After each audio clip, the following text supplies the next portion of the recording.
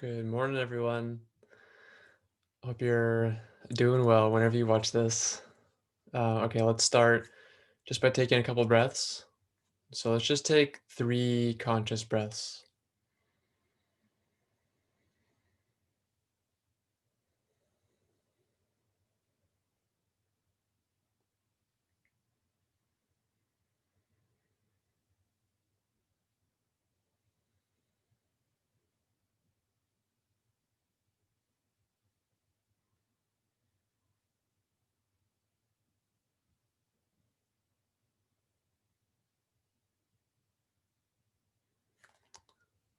Okay, and then when you're finished, start to open the eyes.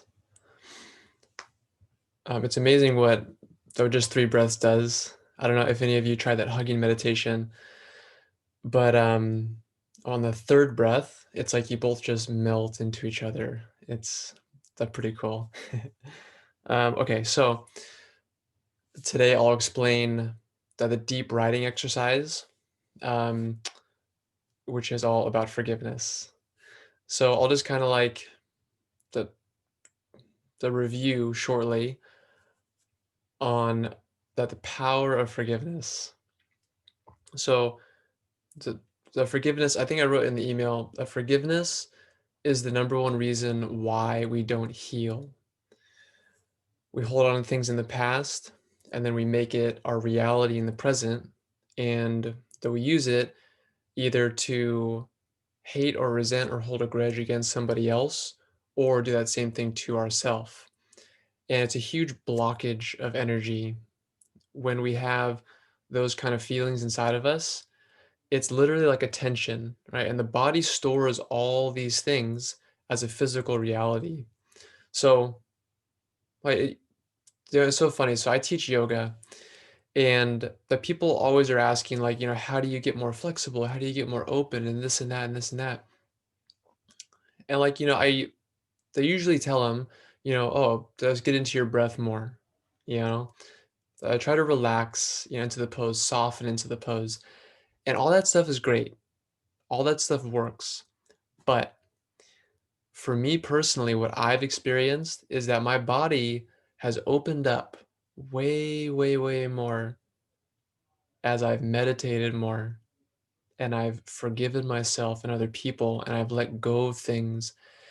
The more that I stop holding grudges against other people and calling things wrong or not right or bad, and the same thing for me, for myself, the the more comfortable I've been in my body. And it hasn't because I've been because I did like 4,000 downward dogs. It's because I was able to experience a moment of complete surrender. And when that happens, the body just opens up. The body is kind of like the result. It's like, oh God, okay, that's great. And now I can like, explore the world with a lot more ease, a lot more energy. Um, okay, so the forgiveness does not make sense. Okay, it's not something to do with your head, and you'll never want to forgive. All right, I don't think it's ever something that you're like, oh my God, I can't wait to forgive this person. Let's do it. Let's do it. Let's do it, please. That the mind will almost always resist it. And so it's okay. You just have to realize that and be like, that's okay, that thought's there. And I'm just going to explore this anyway. Um, and, a lot of unforgiveness stems from me and mine. That's from claiming possession over things. The minute you call something mine, you get defensive over it and you start to protect it. You know, that that to what extent, I don't know. But I mean, like, to the extent of hating somebody else or to the extent of punishing yourself. It's like a little example. I don't know if I've given this before, but just imagine that you're going down the street and you see somebody's car is wrecked on the side of the street, and it's like totaled. And you're like, wow, man. And you keep on driving to work. And maybe you think, man, I hope they're okay. Man, I'm glad that wasn't me, you know? But the second it's your car, you're like just freaking out, right? My car is damaged. It's going to cost me so much money. I'm late for work. My boss is going to get mad at me. Oh my God, this and that. And what's the difference? The only difference is that you're saying my car. And this goes the, for anything that you claim ownership over. So again, it's that human part of us and the spiritual part of us. The spiritual part of us doesn't claim ownership over anything. It borrows things. It's the caretaker of things. But if you think it's yours, then you're going to run into a problem. And this is for ideas. I think in this video that I shared with you, Marianne Williamson, she says that basically in one way or another, that it's just about changing your mind. That's all it is. Okay, so the one more thing I'll say is that you can't let go of something that you don't love. So this is all about to bring in a different light onto this person or yourself, or this experience in the past, and being able to love it, appreciate it, and honor it, because it's your path. That the past either can be bondage or it can be a path of experiences that brought you here. It's bondage if you keep on calling it wrong and you keep on trying to run away from it and you keep on regretting things and feeling guilty for what happened. And then that makes the present moment a place that you want to escape from. And then that makes the future some scary story that you do not want to come. That's a horrible life. If you can make peace with the past and you can just make it into, again, the path that brought you here, all these experiences that brought you to this point here, then you can feel at home right here in this present moment. And this can be your creative home. This is the only moment you can create in. And then the future can be an exciting mystery. You're like, I don't know what's going to happen, but I'm excited to find out. I'm excited to live it. Okay, so this first exercise is for forgiving somebody else. Okay, so if this resonates with you, then go ahead and do this exercise. Okay, so the first point is, what hurt am I not letting go of? What hurt am I not letting go of? And like, if something doesn't come to you right away, then just give it some time, right? Breathe, that just kind of contemplate on it, and let something come to you. So for a lot of us, it's that's with our parents, but it might be though someone else who's very close to you, like a past partner, or like a brother or sibling. So it's likely someone who's really close to you. What hurt am I not letting go of? And then two, what am I trying to accomplish by holding on to it? So what's the point? What's the purpose of me holding on to it? What am I trying to accomplish by holding on to this hurt, and the anger and resentment that comes with it? You know, and the, the, these questions may seem obvious, but questions are really powerful because it shines a light on something.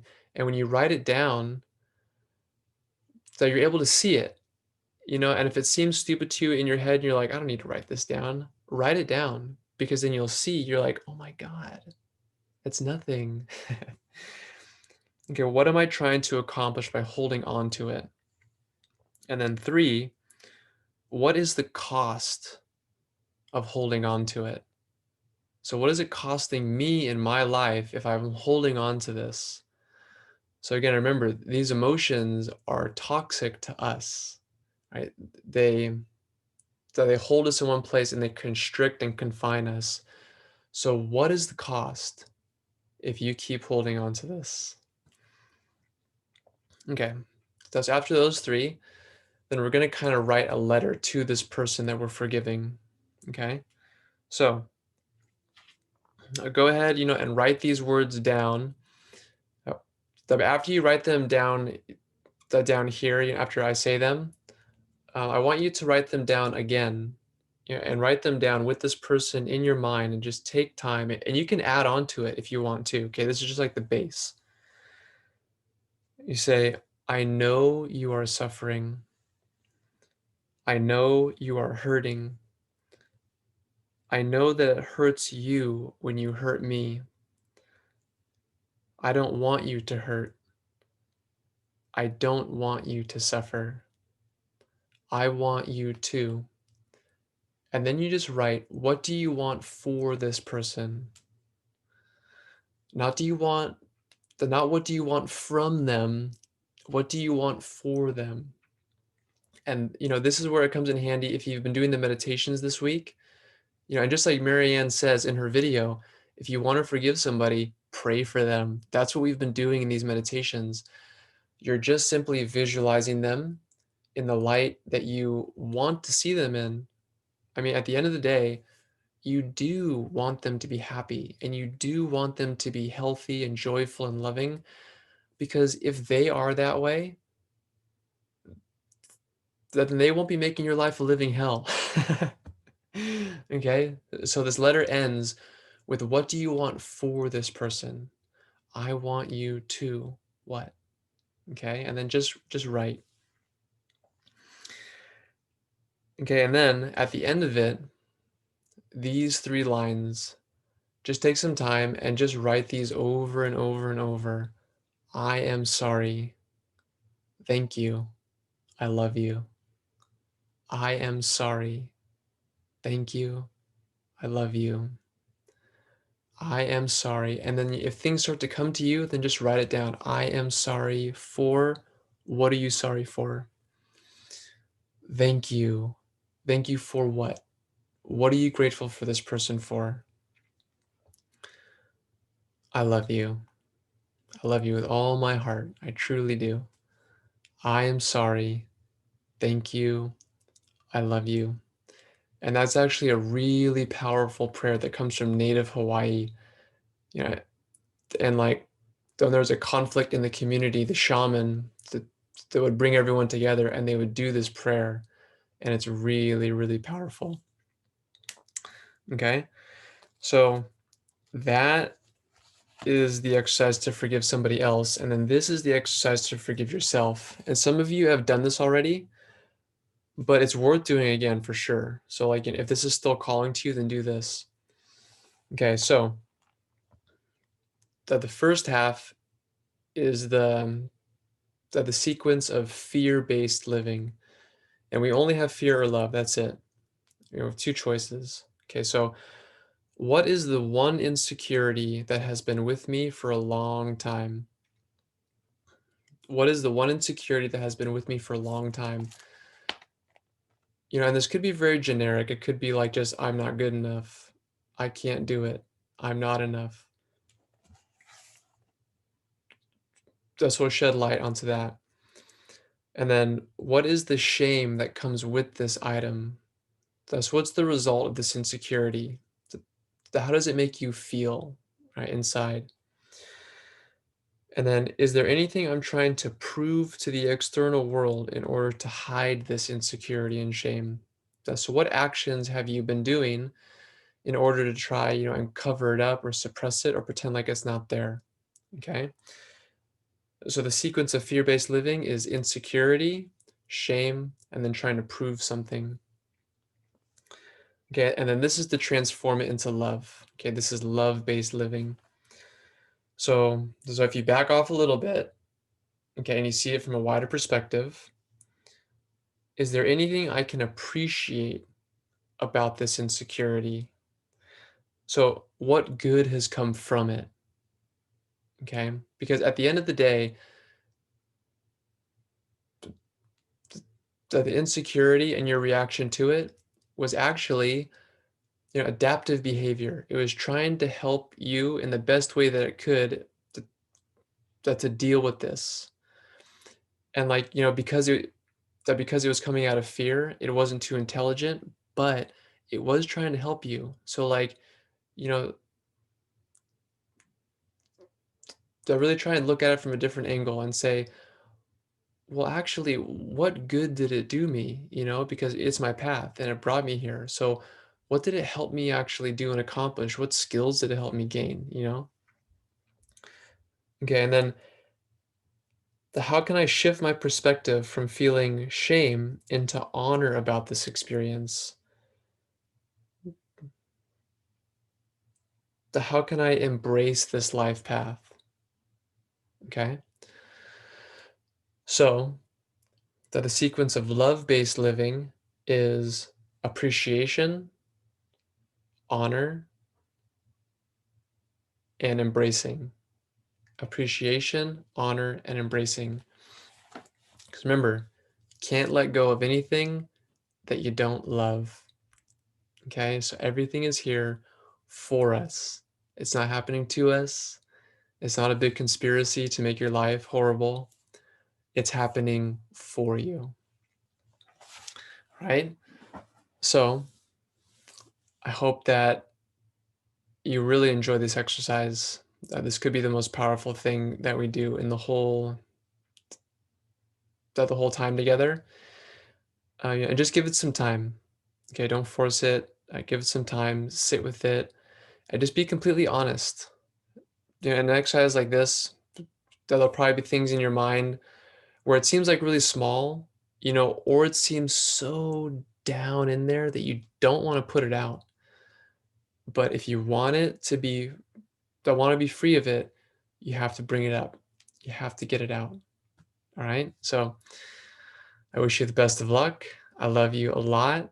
And if you have any questions or anything to share, please let me know. Okay. Namaste.